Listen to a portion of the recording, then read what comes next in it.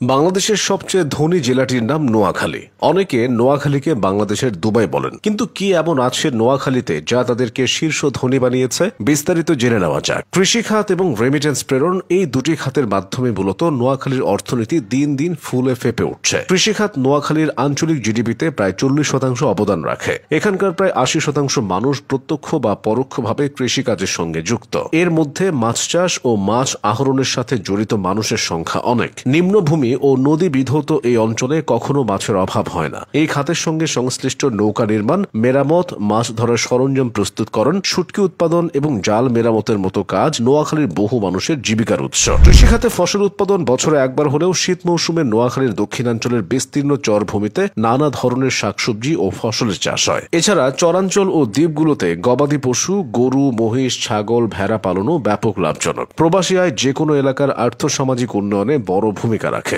নোয়াখালী এই সুবিধাটা খুব ভালোভাবে নিয়েছে। বিদেশে যেতে হলে উল্লেখযোগ্য পরিমাণ অর্থ বিনিয়োগ করতে হয়। নোয়াখালীর মানুষ যত সহজে বিদেশে যাওয়ার জন্য অর্থ জোগাড় করতে পারেন, অন্য জেলার মানুষের পক্ষে তা জোগাড় করা কষ্টসাধ্য। কর্মসংস্থানের সন্ধানে নোয়াখালীর বিপুল সংখ্যক মানুষ মধ্যপ্রাচ্য, ইউরোপ ও অন্যান্য দেশে অভিবাসী হচ্ছেন। বিদেশে কর্মরত নোয়াখালীবাসীর পাঠানোর রেমিটেন্স বাংলাদেশের অর্থনীতিতে ফুয়েল হিসেবে কাজ করছে। রেমিটেন্স প্রেরণের দিক থেকে নোয়াখালী দেশের শীর্ষস্থানীয় জেলাগুলোর মধ্যে অন্যতম। নোয়াখালীতে শিল্প কারখানা তেমন বিকশিত না হলেও এ জেলার বহু কৃতি সন্তান জাতীয় পর্যায়ে প্রতিষ্ঠিত শিল্পপতি ও ব্যবসায়ী হিসেবে স্বীকৃত। তারা দেশের বিভিন্ন অঞ্চলে বৃহৎ শিল্প বাণিজ্য গড়ে তুলেছেন। এখানকার বিখ্যাত শিল্পপতিদের মধ্যে রয়েছেন পার্টেক্স গ্রুপের চেয়ারম্যান জনাব এম এ হাশেম, যিনি বনানীতে অবস্থিত তার গ্রুপের মাধ্যমে প্লাস্টিক, ফার্মাসিউটিক্যালস এবং পাট শিল্পে দেশ বিদেশে সুনাম কুড়িয়েছেন। একইভাবে বেঙ্গল গ্রুপের চেয়ারম্যান জনাব মোর্শেদ এমপি এবং গ্লোব গ্রুপের চেয়ারম্যান জনাব হারুনুর রশিদ নোয়াখালীর কৃতি সন্তান। এছাড়াও ফার্মাসিউটিক্যালস খাতে সানম্যান গ্রুপের চেয়ারম্যান অবসরপ্রাপ্ত মেজর আব্দুল মান্নান, ইন্ট্রাম্যাক্স গ্রুপের এমডি জনাব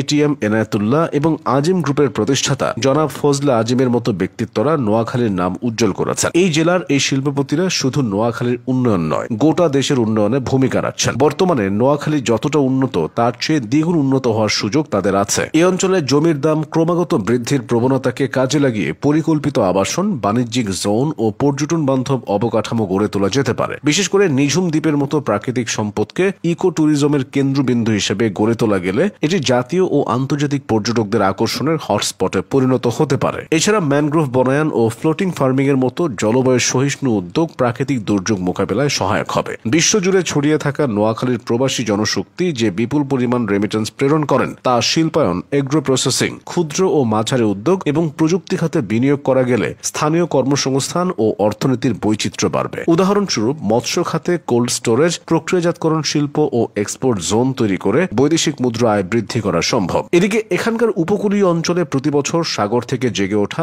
নতুন ভূমি কৃষি, মৎস্য চাষ এবং শিল্পায়নের জন্য সুবর্ণ সুযোগ তৈরি করছে। তবে নোয়াখালী নানান সময় প্রাকৃতিক দুর্যোগের মুখে পড়ে। এতে যে ব্যাপক ক্ষতি হয় তা বলার অপেক্ষা রাখে না। প্রাকৃতিক দুর্যোগ মোকাবেলায় সবুজ বেষ্টনী, ম্যানগ্রোভ বনায়ন, ভাসমান কৃষি এবং পরিবেশ বান্ধব নগর পরিকল্পনা প্রণয়ন করা অপরিহার্য। এক্ষেত্রে আন্তর্জাতিক সংস্থাগুলোর সহায়তায় জলবায়ু তহবিলের সদ্ব্যবহার করা যেতে পারে। নোয়াখালীর উন্নয়নের যাত্রা বাধাহীন থাকলে তারা বাংলাদেশের অর্থনৈতিক উন্নয়নের প্রাণকেন্দ্রে পরিণত হতে পারে। নোয়াখালী তখন বিভাগীয় মর্যাদাও পেতে পারে।